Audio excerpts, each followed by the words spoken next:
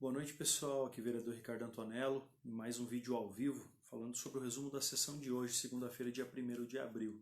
Não é mentira, né? Vamos falar de coisas sérias aqui, mas vários projetos de lei deram entrada hoje na Câmara de Vereadores, alguns deles, a maioria vai ser votada na próxima quarta-feira, daqui a 2 dias, então tem que se olhar com atenção para, fazermos a coisa certa. Alguns a gente já está estudando desde a semana passada e eu vou compartilhar todos com vocês aqui.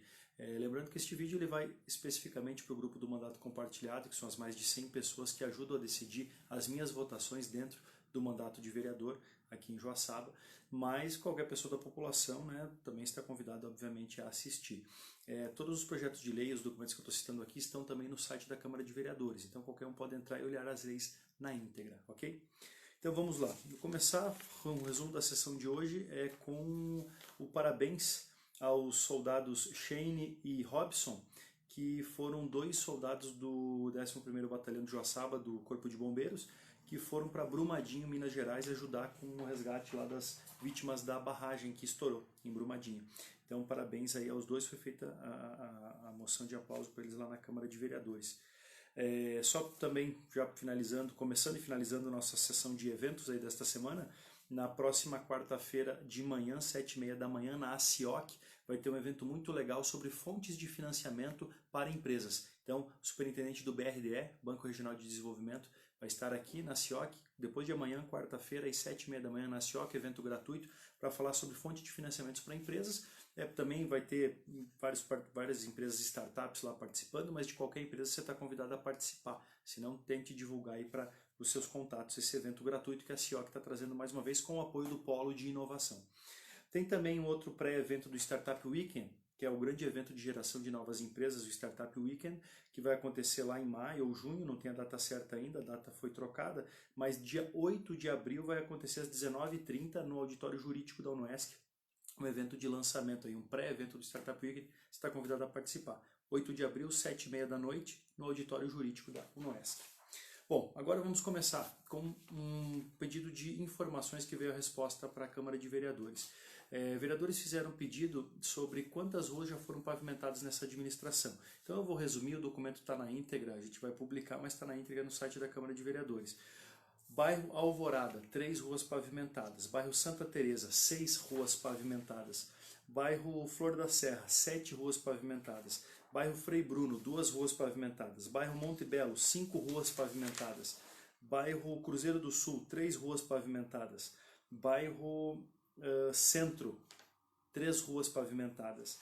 Bairro Nossa Senhora de Lourdes, 4 ruas pavimentadas. E bairro Vila Pedrini, 1 rua. Bairro Jardim Lindóia, 1 rua. Vila Remor, 1 rua. E no total, pessoal, algumas delas estão em fase de execução. Tem uma só que tem fase de licitação, ou execução ou já executada. Muitas delas com recursos próprios, você pode ver na íntegra o documento publicado, mas muitos com recursos próprios de economias feitas pela administração, algumas de emendas parlamentares. Eu vi que tem uma de emenda do bairro Cruzeiro do Sul, do senador agora Jorginho Melo, no valor de R$ 203.900, da emenda do senador, mais R$ 74 mil de recursos próprios. Foi asfaltada uma das ruas ali, a Olívia Scarpeta Zago, no bairro Cruzeiro do Sul. Tem outros também, deputados e tal, que fizeram algumas emendas, você pode consultar, mas muitas delas de recursos próprios, o que é bacana para ver que a administração está conseguindo fazer essas pavimentações. Total de valor aplicado, R$ 7.641.000, tá, nessas ruas todas aí. Então, muitas ruas pavimentadas aí no município. Bom, agora vamos falar de reforma administrativa. Chegou também uma reforma administrativa para nós, foi protocolada hoje, protocolada semana passada, sexta-feira, mas quinta ou sexta, não estou lembrado, mas foi lida hoje na Câmara de Vereadores na sessão de hoje. Ela muda muitos cargos dentro da administração, tá? Então eu não vou entrar em detalhes agora, até porque eu tenho que estudar melhor, mas não gostei porque tem um aumento de custo anual de perto de R$ 280 mil, 279 mil por ano. Ela reduz 3 cargos comissionados, de 59 para 56, mas ela aumenta funções gratificadas, que são funções menores, a gratificação é em torno de R$ 900 por mês a mais para quem tem funções específicas. Aumenta funções gratificadas. Então, assim, eu não vou emitir opinião sobre o projeto, ainda tem que estudar, tirar algumas dúvidas, conversar com a administração, mas está na pauta esse projeto da reforma administrativa para mudar com cargos comissionados na prefeitura. Uma lei muito boa, que há muito nós pedimos, que é para demarcar a cidade. Por que nós temos um CEP só em Joaçaba? Porque não existe na lei definido nenhum bairro do município. Então aqui veio a lei complementar definindo as zonas: Anzolim, Caetano Branco, Centro, Contestado, Clara Adélia, Cruzeiro do Sul, Distrito Industrial, Flor da Serra, Frei Bruno, Jardim Cidade Alta, Menino Deus, Nossa Senhora de Lourdes, Santa Teresa, São Brás, Tobias, Vila Pedrina e Vila Remor. Agora são essas 16 zonas administrativas, que cada uma vai poder ter um CEP próprio, vai ser definida, enfim, tem todo um trabalho em definir exatamente as zonas de divisão. Eu vou conferir essa lei com o mapa atual, inclusive de plano diretor e tudo mais, mas a lei é positiva, que é uma coisa que nós já pedimos para facilitar. Um dos exemplos é esse, que cada bairro tem o seu próprio CEP, como é em qualquer cidade do país, tá certo? Então uma lei positiva aí. Outra lei, que é uma lei que facilita para quem quer pavimentar a própria rua. Então já tem o programa Joaçaba Eu Curto, Eu Cuido, que você pode adotar as ruas, ou bens públicos, desde muro, escolas, qualquer coisa, banco de praia, qualquer coisa, floreira, você pode adotar e cuidar. Eu adotei um muro, inclusive, aqui próximo da minha residência, fizemos aí a reforma do muro, pintamos, enfim.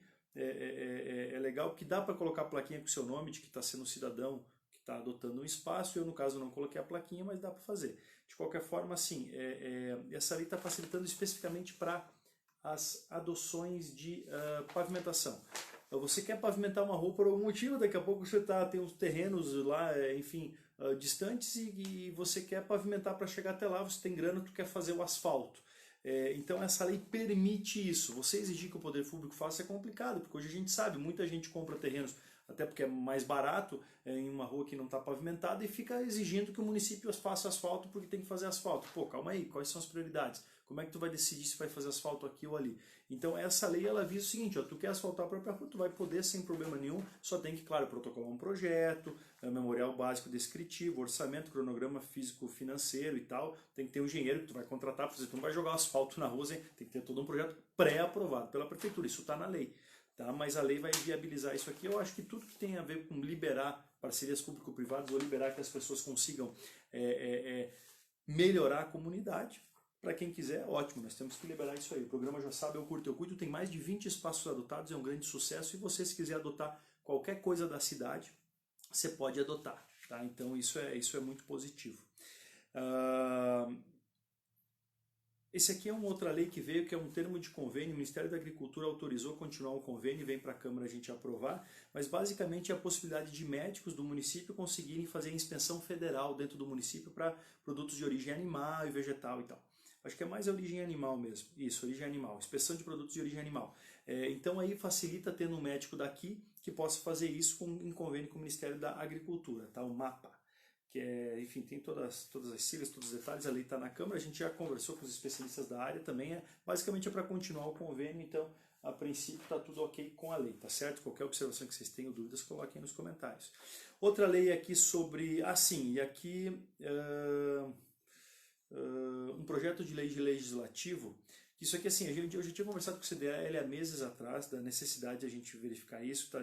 Conversamos com vários empresários e tal, mas isso aqui é o seguinte: é incluir naquelas plaquinhas de atendimento preferencial de deficientes, cadeirantes, etc., idosos e tudo mais, lactantes, gestantes, enfim, incluir também o símbolo do autismo para as crianças que são autistas, né, que estão acompanhadas de mães, dos pais, né, normalmente é isso que acontece, que é esse símbolo aqui, ó, tá, para incluir nessas plaquinhas, como várias cidades do país estão fazendo, para que também tenha um atendimento diferenciado. As crianças autistas, normalmente, quando saem em público, elas têm muita dificuldade com o barulho alto. Então, eu acho que procede, acho que é interessante a gente ter essa marcação aqui. Ela vai estar em discussão na Câmara de Vereadores. Como eu falei, já falei com vários empresários, comerciantes e tudo mais. E aí, assim, a ideia é implantar e acompanhando, ver se acontece casos excepcionais, casos com problemas, enfim, alguma situação, enfim, que precise melhorar e ajustar a lei, tá? Mas eu acho que o motivo é nobre e a gente precisa apoiar essa causa aqui, e está em discussão na Câmara de Vereadores. E a outra coisa aqui, ó, vocês viram, outras duas leis que estão tramitando, já há algum tempo, inclusive, porque a gente tem trabalhado muito nelas e estudado muito, que envolve recursos financeiros e previdência e tal, a gente sempre acompanha muito de perto.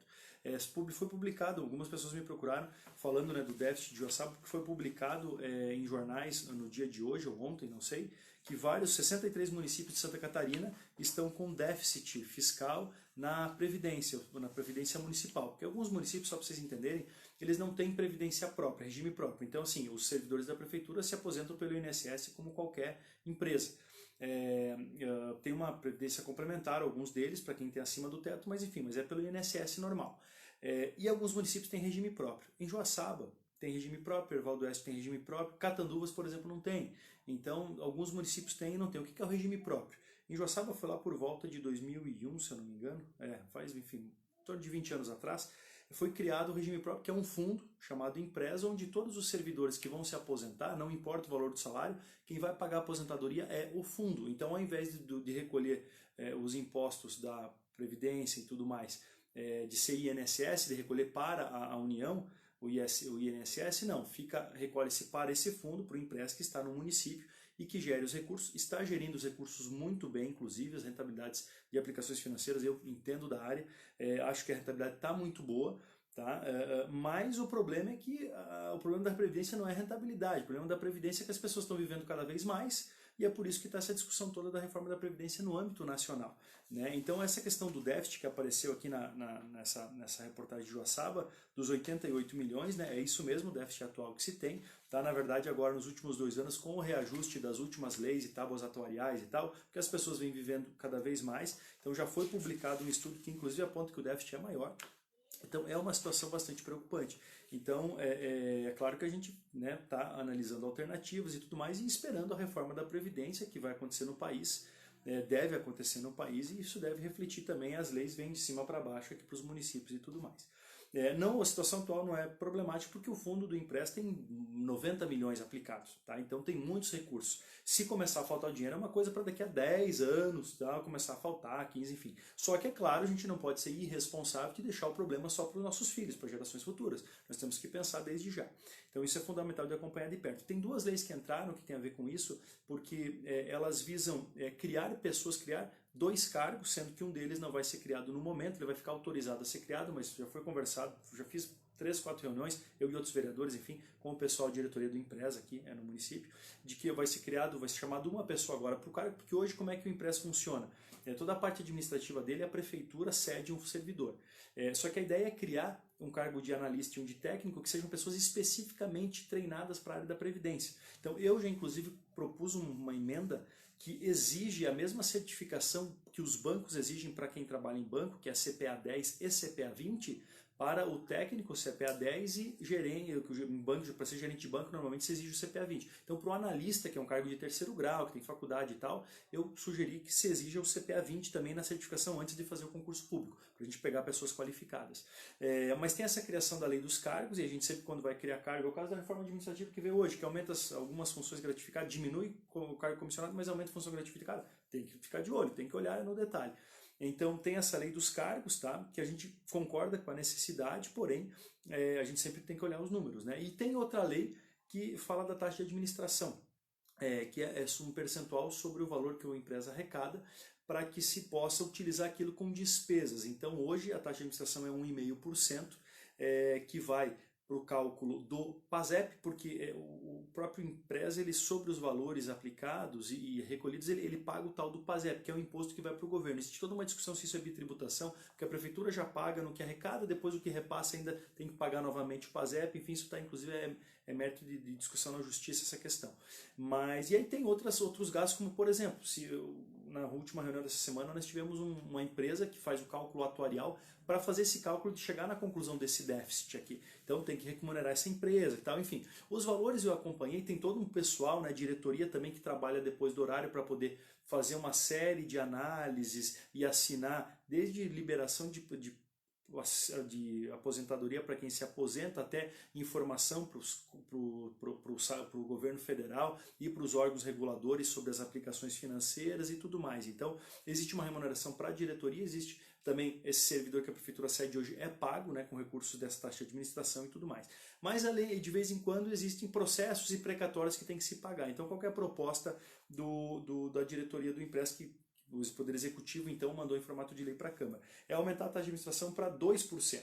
Mas aí eu já de início fui contra, não, calma aí, como assim? Fui fazer os cálculos e pelo que se precisa gastar, 1,5% é suficiente, na verdade até sobra recursos. Tá? Só que aí, para uma eventualidade, no caso de ter algum precatório ou um processo específico de algum funcionário que se aposenta e tudo mais, então o que eles sugeriram é aumentar para os 2%, isso vai aumentar o valor da taxa de administração. Tá? Só que hoje, por exemplo, tudo que é recolhido da taxa de administração fica guardado numa conta separada, não vai para o fundo das aposentadorias dos servidores, fica guardado e não está sendo utilizado. Então, hoje tem 1.600.000 guardado nessa conta, tem 90 milhões aí em torno no fundo e 1.600.000 da taxa de administração. A ideia é pegar esse dinheiro do 1.600.000 e jogar para pagamento das aposentadorias dos servidores, tá? Isso obviamente reduz o déficit. Tá? E manter um mínimo de 500 mil, ou seja, aumentar o de 1,5% para 2%, sabendo que vai sempre sobrar dinheiro todo ano, mas para uma emergência, se precisar algum precatório, alguma coisa assim, vai se ter esses valores, mas sempre que exceder os 500 mil, hoje tem 1.600.000, então já está excedendo, sempre que exceder os 500 mil, todo ano vai ser repassado automaticamente para pagar as pensões e as aposentadorias dos servidores, reduzindo automaticamente o déficit. Então a gente sabe que no final o dinheiro sai do mesmo lugar, que é do bolso do contribuinte. Então assim, nesse sentido, eu a princípio não vejo problema, tá? A lei está em discussão, deve ser votada na próxima quarta-feira, porque sempre que passar dos 500 mil, repassa, né, para o pagamento das aposentadorias. E até agora, o que eu tenho acompanhado, né, os gastos do Impresa são, comparado com outros institutos de previdência da região e tal, são gastos relativamente enxutos e tal, a diretoria tem feito um bom trabalho nesse sentido. Agora, é claro, né, é difícil porque quem trabalha com previdência hoje sabe que o problema, que é um problema bom, né, que as pessoas estão vivendo mais, mas a cada ano de expectativa de vida que aumenta, significa que é feito esse recálculo do déficit, de que vai ser um ano a mais que vai ter que se pagar a aposentadoria de todas as pessoas que estão vivas, entendeu? Nesse um ano a mais. E isso automaticamente aumenta em milhões o déficit, né? Então, essa que é a grande questão do porquê que esse déficit é tão alto. Repito, no município de Joaçaba tem mais de 90 milhões aplicado, enfim, os fundos está realmente adequado, mas o déficit calculado é grande por conta dessas regras de que, para a expectativa de vida que nós temos hoje, essa discussão nacional da Previdência. A regra de aposentadoria acaba permitindo que as pessoas se aposentem e ainda vão viver um longo período depois da aposentadoria, em média. E isso está gerando, né, quanto mais anos as pessoas vivem, maior é o déficit da Previdência, certo?